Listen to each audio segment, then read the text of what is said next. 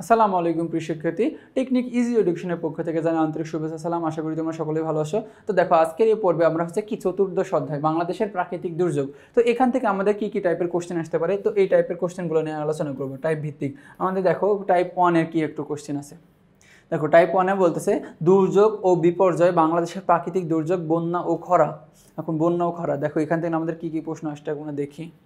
1 নম্বর বলতেছে যে একটি সাময়িক প্রাকৃতিক দুর্যোগ যেটি কি বলতেছে গত 30 বছরে বাংলাদেশের কি বলতেছে যে বাংলাদেশের কি পূর্ব অংশে বেশি সংঘটিত হয়েছে। এই দুর্যোগটির নাম কি? দেখো কি এই দুর্যোগটির নাম কি?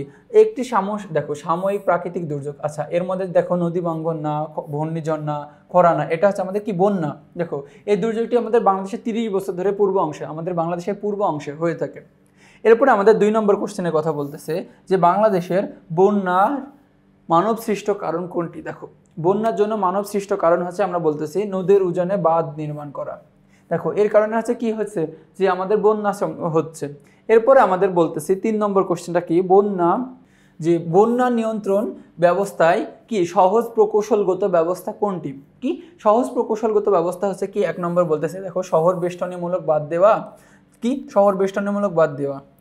এরপরে আমাদের 4 নম্বর কোশ্চেনে বলতেছে যে বন্যার প্রাকৃতিক কারণ কোনটি। আচ্ছা, কোনটার কারণে বন্যা হচ্ছে কি, দেখো যে বন্যার প্রাকৃতিক কারণ বলতেছে এখানে যে বন্যার প্রাকৃতিক কারণ 1 নম্বর হচ্ছে মৌসুমী জলবায়ুর প্রভাব, নাকি নদীর অববাহিকা ব্যাপক হচ্ছে কি বৃক্ষকর্তন, নাকি অপরিকল্পিত নগরে, নাকি নির্মিত। দেখো এখানে প্রাকৃতিক বলছে, এগুলো সবই হচ্ছে মানব সৃষ্ট, তাহলে এটা আমাদের একমাত্র প্রাকৃতিক, তাহলে মৌসুমী বায়ু, তাহলে এটা।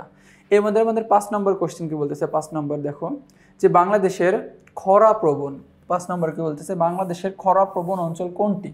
দেখো খরাপ্রবণ অঞ্চল বলতেছে আমরা কি দক্ষিণ পূর্ব অঞ্চল, দক্ষিণ পশ্চিম অঞ্চল, নাকি উত্তর পশ্চিম অঞ্চল, নাকি উত্তর পূর্ব অঞ্চল।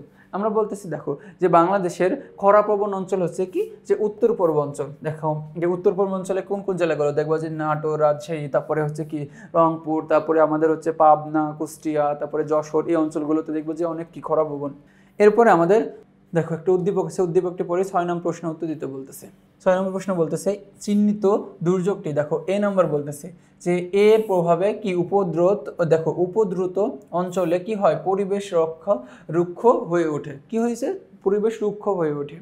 এখন আমরা বলতেছি যে পরিবেশ রুক্ষ হয়ে ওঠে, দেখো কোনো কিছু পানির অভাবে, অথবা কি অনেক দিন হচ্ছে ওখানে বৃষ্টিপাত হয় না, অথবা কি যে খরা হয়েছে, এইভাবে কি হয়ে থাকে যে রুক্ষ হয়ে থাকে। এখন প্রশ্নটা দেখি যে চিহ্নিত দুর্যোগটি নিচের কোনটিকে নির্দেশ করে। দেখো সুনামি না, ঘূর্ণিঝড় না, আমাদের ভূমিকম্প না, এটা হচ্ছে আমাদের খরার কারণে।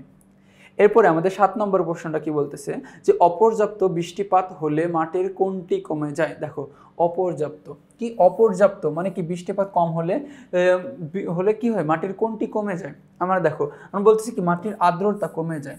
কি মাটির আর্দ্রতা কমে গেলে সেখানে ভালো ফসল উৎপাদন হয় না, বুঝছো। তো দেখো এর মাধ্যমে আমরা কি এই টাইপের 1-এর সকল কোশ্চেন আলোচনা করলাম। পরবর্তীতে টাইপ 2-তে দেখা হবে আবার। ততক্ষণ পর্যন্ত তোমরা সুস্থ থেকো, ভালো থেকো। আসসালামু আলাইকুম।